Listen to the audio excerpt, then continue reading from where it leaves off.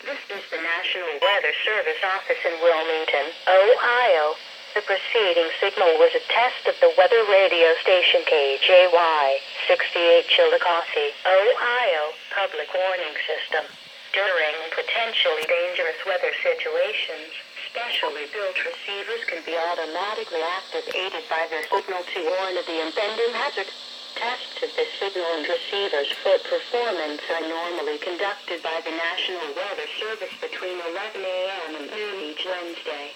If there is a threat of severe weather, the test will be postponed to the next available good weather day.